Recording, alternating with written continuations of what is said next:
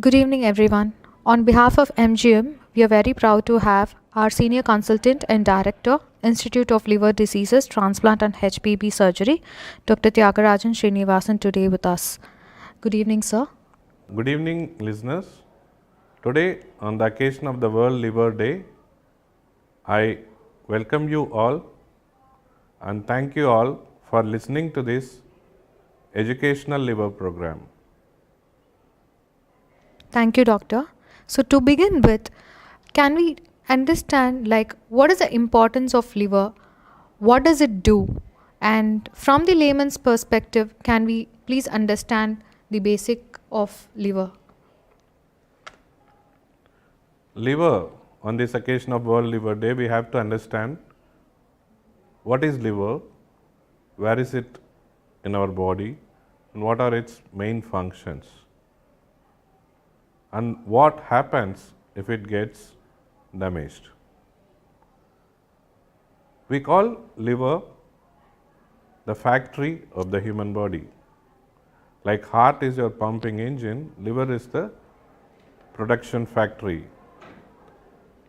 It synthesizes so many proteins, it helps in fluid transport, it does lot of excretory activity, like it clears all the bad products from the body, and also helps in metabolism of our own body.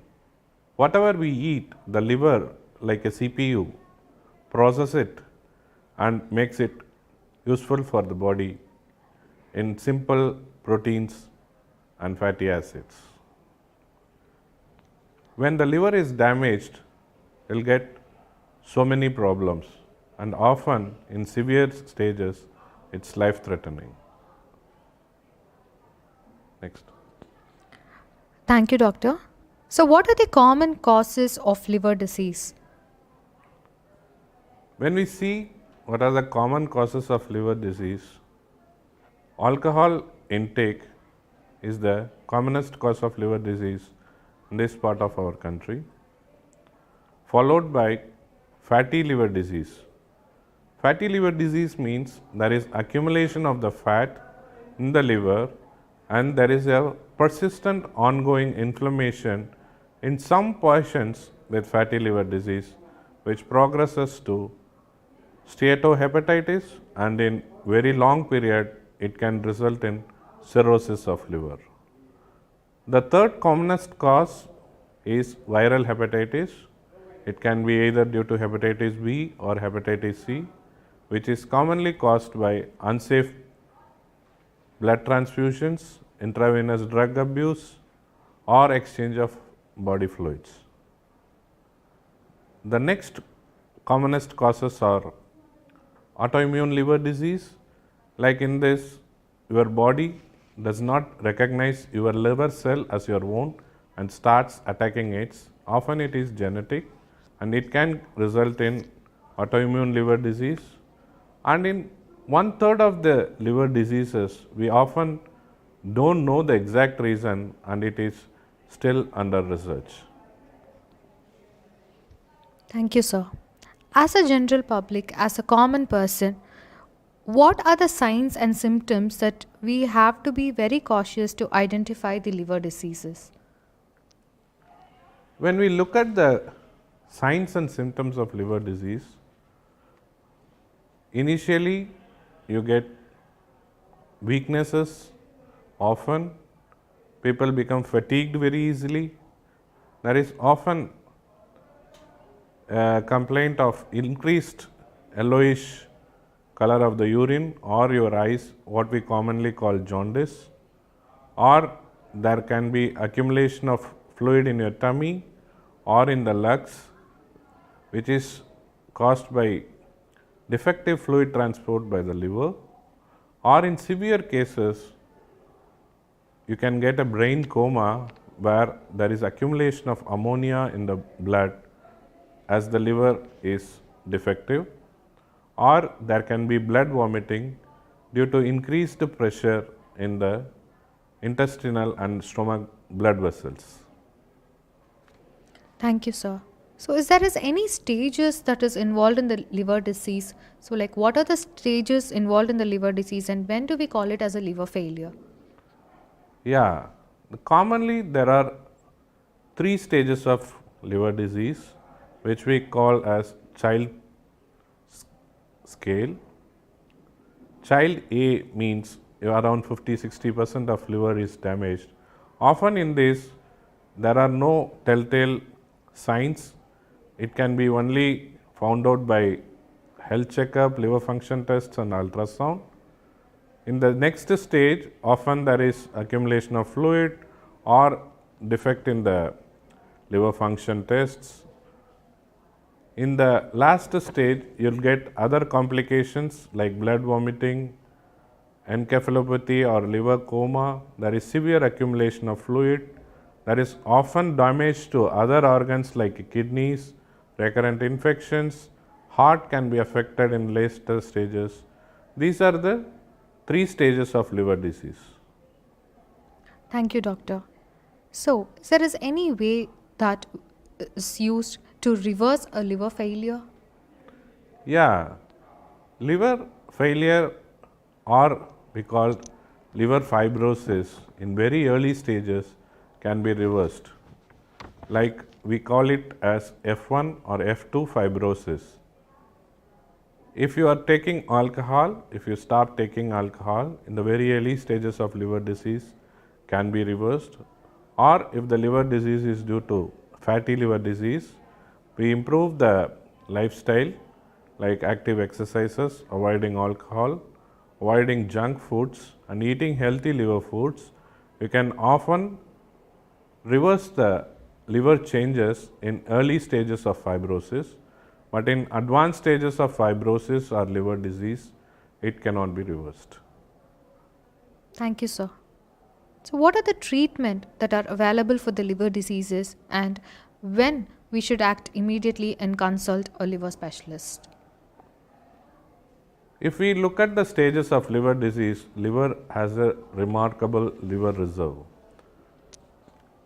Due to the remarkable reserve, often we don't recognize the liver disease. Once the liver is damaged up to 70-80%, then only the symptoms and signs of liver disease develop. If we diagnose liver disease early, then we can treat them with medicines. In the later stages, that what we call decompensated liver disease, where the liver fails and there are changes in other organs or other systems, then medical management is not enough, and as a life-saving measure, liver transplant needs to be done. Thank you, doctor. Like, alcohol is a main reason for these liver disease, but can you please explain us what kind of an impact that alcohol can actually create in the liver diseases, which leads to liver failure? Yeah, alcohol can damage liver in various forms. When somebody takes alcohol for so many years, it can slowly cause liver damage and result in cirrhosis. It can start from mild cirrhosis to severe end-stage liver disease. Often transplant is the only option in the later stages. Or when somebody takes lot of amount of alcohol in a very short span of time, we call it alcoholic hepatitis, where the liver can fail suddenly, and as an urgent measure you have to do transplant. Or when somebody's liver is already damaged but only up to child A level, and you take a binge of alcohol drinking, the liver can suddenly fail. That we call it acute on chronic liver disease. The prognosis of acute on chronic liver disease is also poor unless a transplant is offered to them. Thank you, doctor. Some insights on acute liver failure, please. Yeah, acute liver failure in our part of the country is commonly caused either by ratol poisoning like rat paste ingestion, or excessive intake of anti-tubercular drugs unsupervised, or taking Ayurvedic medications unsupervised, or it may be due to waterborne hepatitis, that is hepatitis A or hepatitis E, or there can be autoimmune hepatitis and liver failure. When acute liver failure happens, there is sudden development of jaundice and there is a loss of clotting property of the blood due to liver failure, and you can get coma within days. It is very important that acute liver failure is correctly diagnosed and referred early to liver specialist centers like MGM, where our rapid liver failure response teams swing into action, and we have to stabilize these patients very early, like we have to do plasmapheresis or what we call liver purification dialysis, or in very severe advanced cases we have to do emergency liver transplant within 1 or 2 days as a life-saving measure. Thank you, doctor. As a general public, what should we know about liver transplant? So, liver transplant basically means your diseased liver is removed. And where do you get the liver? It can come from a brain dead donor or it can come from your relative. Liver is a peculiar organ where if we cut the liver into two parts, it regenerates into two livers in 6 weeks times. So, this is the property of the liver which makes living donor liver transplant possible. And you implant the donor liver, one part of the donor liver into the recipient. In 6 weeks times, both of the donor and recipient regenerate the liver. Thank you, sir. So, it is very interesting to know about the living donor transplant. Thank you for that. But how safe is the living liver donor transplant? First, we have to understand the demand supply mismatch in our country. For example, 10,000 patients wait for a liver. In the cadaveric or the brain dead donation system, we are hardly able to get only 100 or 200. So, how do we save all these patients? The only option left is living donor liver transplant, where one of our relatives can donate their part of the liver, and anybody who is related from 18 to 55 years can donate. They undergo a process of extensive evaluation, like we check the fat content of the liver, we check the amount of liver that has to grow, whether the liver is good quality, and what is his heart status and the whole body status. After thoroughly checking, then only the donation process happens, and only we take livers from healthy people, and it is 99.9% safe, and hundreds and thousands of living donor transplants have happened all over the world, and our team has also performed more than 3,000 living donor liver transplants, and it is quite safe. Thank you so much, sir. So, can this transplant be done across blood group? Yeah, that's an interesting question. Often we tell the patients that you have to have blood group compatible liver donors, but there is a special variety of liver transplant where you can do across blood groups also. And there is a special medication called rituximab which you give to the recipient to decrease their immunity to the specific blood group donor, and then you do blood purification before the transplant. And then even across blood groups, that liver can go to the recipient, and it is quite successful. Also, we have a special kind of transplant where there are two pairs with incompatible blood groups, but they can exchange their livers to make it a compatible liver transplant. So, this is what we call swap liver transplant. So, people who do not have blood group compatible donors need not lose their heart, as there are multiple options to do transplants. This gives lots of hope.